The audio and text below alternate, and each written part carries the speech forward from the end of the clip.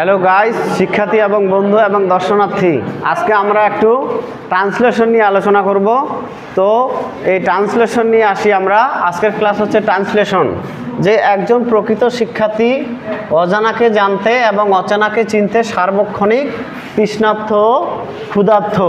অর্থাৎ একজন প্রকৃত শিক্ষার্থী তার জীবনে দেখো সে সবসময় সে অজানাকে জানতে এবং অচেনাকে চিনতে সার্বক্ষণিক, মানে সবসময় সে তৃষ্ণার্ত এবং ক্ষুধার্ত থাকে।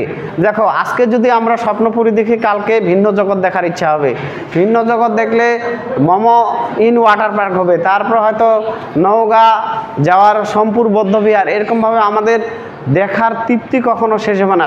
ঠিক এরকম একজন প্রকৃত শিক্ষার্থী অজানাকে জানতে এবং অচেনাকে চিনতে সার্বক্ষণিক তৃষ্ণার্ত এবং ক্ষুধার্ত। তো এই ট্রান্সলেশন হচ্ছে আমাদের এ রিয়েল লার্নার।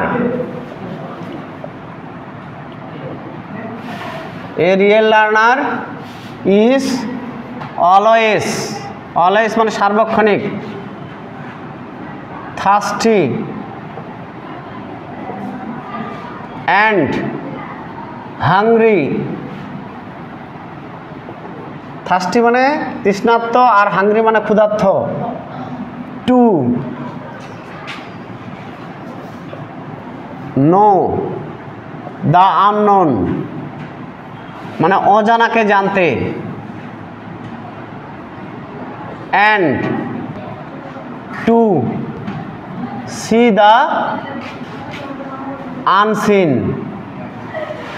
এবং অচেনাকে চিনতে। নেক্সটের আমরা আসি, যতদিন বাঁচি ততদিন শিখি।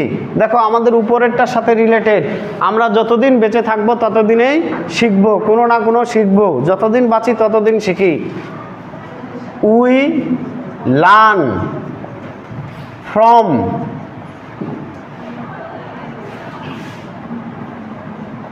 ওম টু